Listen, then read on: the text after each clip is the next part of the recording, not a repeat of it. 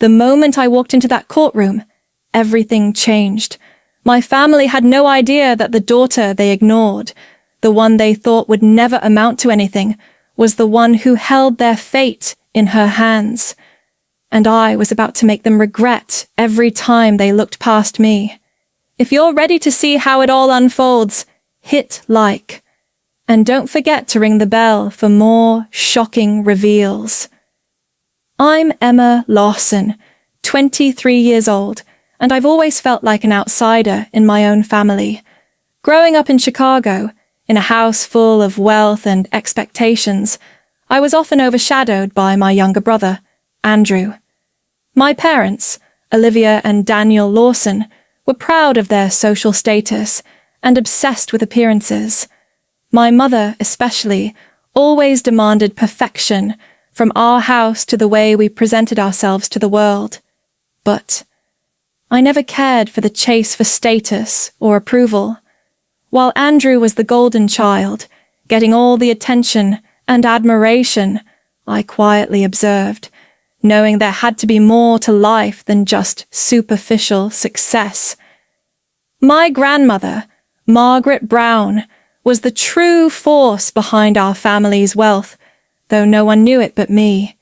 She had built her empire from nothing, but had always kept her fortune a secret, preferring a modest lifestyle while investing in real estate, major corporations, and diversified holdings around the world. I had always admired her quiet strength and independence, qualities my parents never understood. While they sought validation from high society, I realized that true power wasn't in the limelight, but in wisdom, hard work, and the ability to remain unseen. Little did I know that my grandmother's wisdom would soon guide me, helping me navigate the storm that would reveal the true nature of my family. When I received the letter from my grandmother, I wasn't prepared for the weight of what it contained. Inside, along with a set of legal documents, was a note from Margaret herself. She wrote about her life, her choices, and most importantly, the wisdom she had gathered over the years. The letter, in her elegant handwriting, felt almost like a final conversation between us. She spoke of how people often reveal their truest selves when they think you have nothing, a truth I would come to understand in the days ahead. Along with the letter, there were documents detailing the inheritance I never imagined I would receive. $30 million in investments, real estate holdings spread across 3 continents, and shares in several major corporations. It was a fortune far beyond what my parents had ever let on. I sat there, in my small apartment above the bookstore where I worked, feeling a strange mixture of disbelief and responsibility. My grandmother had left everything to me, and in a way, I felt she had been preparing me for this moment my whole life.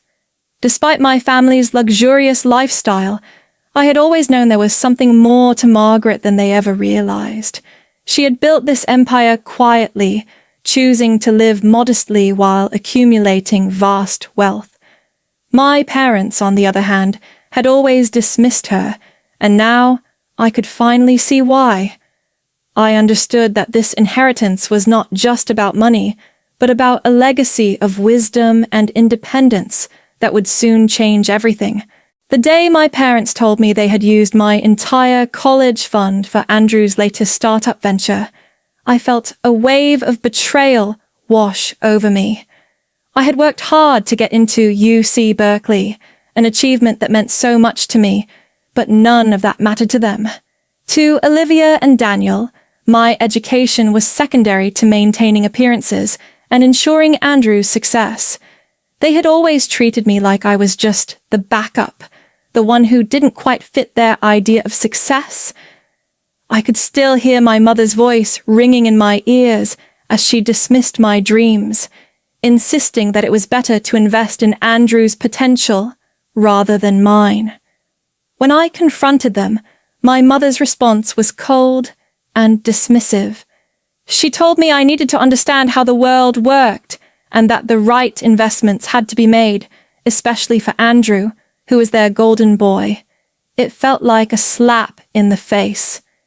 Andrew had never worked a day in his life, yet he was always handed everything on a silver platter, while I was left to fend for myself. I had spent years trying to prove my worth, earning scholarships and working multiple jobs to get by, but none of that mattered to them. Their focus was always on Andrew, always on his next big venture, his next failure. I had finally realized that my parents had never truly seen me for who I was.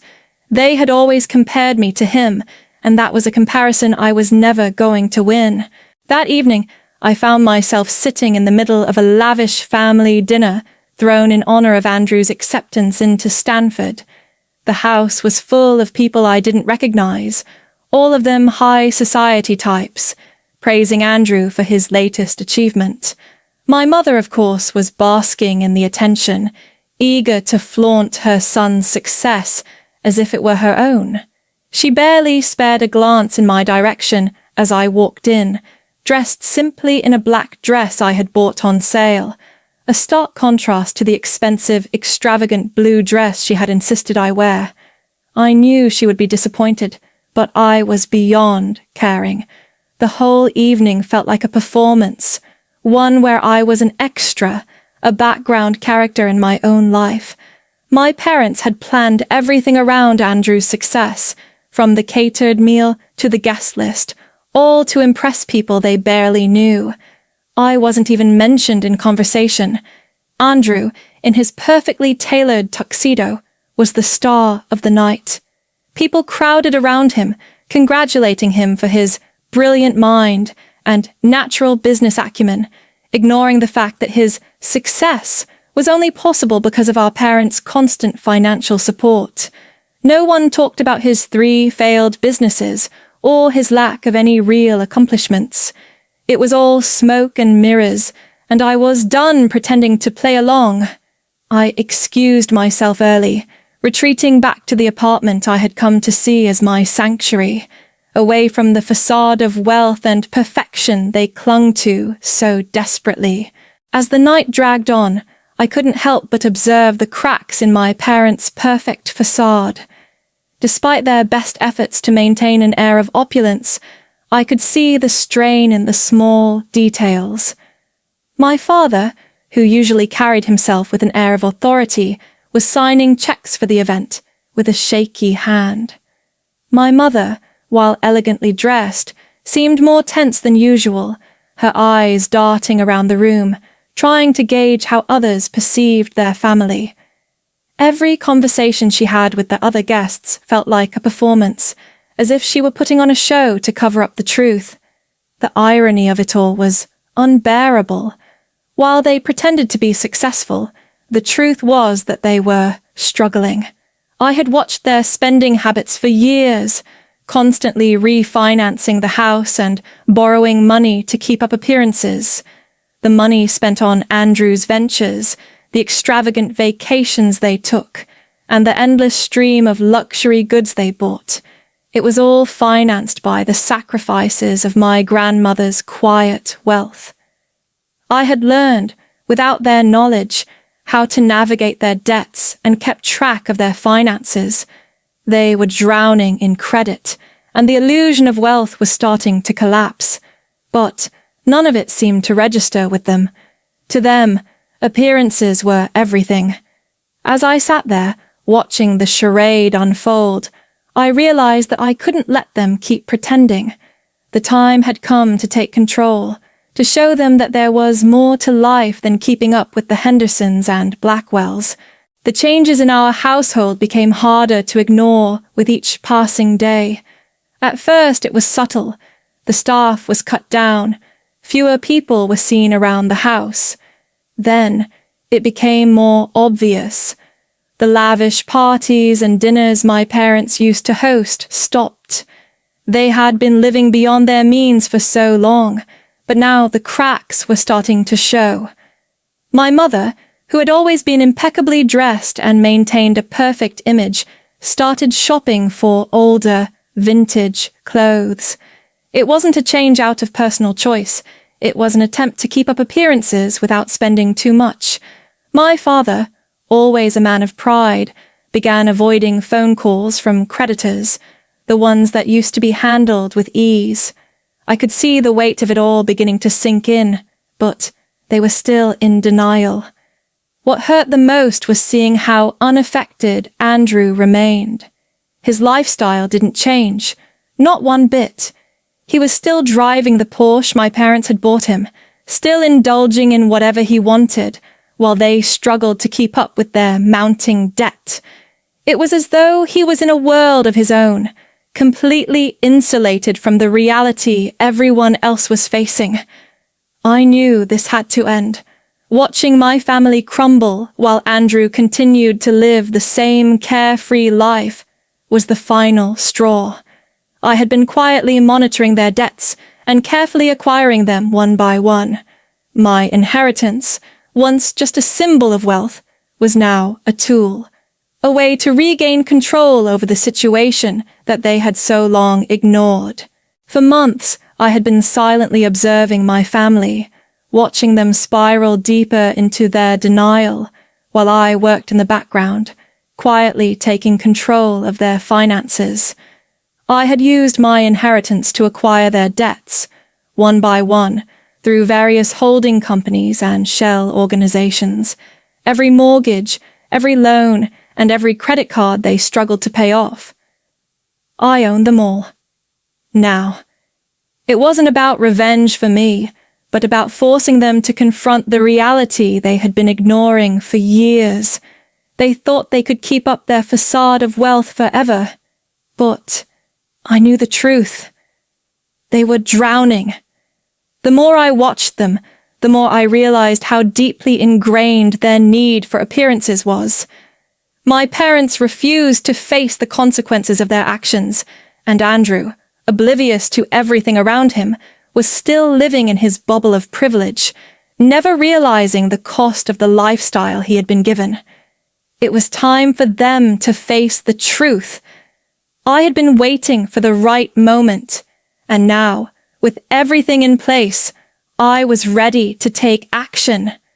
I had carefully structured everything so that I held all the leverage. They would no longer be able to pretend that everything was fine, that their world of luxury was built on anything other than debt and lies. I wasn't the daughter they thought they could dismiss or control. I had the power now, and I was going to use it to make them understand the gravity of the situation. It was time for the family to face the consequences, and I was the one who would make sure they did. The day of the bankruptcy hearing finally arrived, and I sat in my car, staring at the courthouse, feeling an odd sense of calm. This was the moment I had meticulously planned for months, the moment when everything would be revealed. I watched as my parents arrived, pulling up in Andrew's Porsche, the last remaining symbol of their lavish lifestyle. It struck me as a sad reminder of everything that had gone wrong in our family. What was once a status symbol was now just a car that couldn't hide the truth any longer. My father, who had always held his head high with an air of authority, looked smaller than usual. His posture was slumped, his movements stiff, as though the weight of their financial collapse had finally taken its toll. My mother, as always, was immaculately dressed, but the mask of perfection she wore couldn't hide the stress in her eyes. She was trying to maintain control, but I could see the cracks forming. They hadn't noticed me yet, and I was grateful for that. To them, I was still the same Emma, the one who worked at a bookstore, barely making ends meet. What they didn't know was that I had quietly taken control of everything: the debts, the house, their future. I had positioned myself as the one with power. As I stood up, ready to enter the courtroom, I felt a rush of certainty. I was about to walk in and reveal the truth. The power had shifted, and it was time for them to face the consequences. The hearing began with an air of quiet tension. As I entered the courtroom, I felt the weight of every eye on me, though my family hadn't noticed my presence yet. This was the moment I had prepared for. Everything had led up to this. My parents were seated at the front, trying to maintain their composure, while Andrew sat beside them, absorbed in his phone, as usual. The sight of them, pretending that everything was fine, only fueled the resolve that had been building in me. For months, I had quietly taken control, buying up their debts, securing their future under my terms. They had no idea what was about to unfold. When the judge called the case, I stood up, walked confidently to the front, and introduced myself. "Emma Lawson, representing Right Investments," I said, my voice steady. The instant they realized who I was, my father's face went pale, his hands shaking. My mother's perfectly composed expression faltered, and Andrew's phone slipped from his grasp. The room seemed to freeze as I laid out the facts. I revealed that I owned everything they had, their mortgage, their credit cards, all their outstanding loans, totaling over $12 million. The whispers in the room grew louder, but I didn't flinch. I wasn't the daughter they had always dismissed. I was the one in control now, and I had been patient, watching, waiting. It was time for them to face what they had ignored for so long. This was only the beginning. As I watched my parents sign the agreement to restructure their debts, I couldn't help but feel a strange sense of satisfaction. The truth was, this moment wasn't about vengeance. It was about them finally understanding that money, appearances, and status weren't the things that defined a person's worth. My mother's tears, my father's anger, and Andrew's silence spoke volumes. They had spent so much of their lives pretending, living for the approval of others, that they had forgotten what truly mattered: integrity, hard work, and self-sufficiency. For years they had dismissed me, treated me like I was invisible, as if my efforts and achievements were irrelevant. But in that courtroom, I had shown them who I really was. Not the daughter they thought they could ignore, but the one who had the strength to take control of her own destiny. My grandmother's words echoed in my mind. People reveal their truest selves when they think you have nothing. I had been underestimated, overlooked, and dismissed. But in the end, it was I who had the last word, the last move, and I had used it to turn the tide in my favor. The lesson here is clear. Never let anyone define your worth based on their standards. Trust yourself, trust your abilities, and know that even in the face of betrayal, it's possible to rise above. Share this story if it inspires you, and follow for more tales of resilience and self-made success.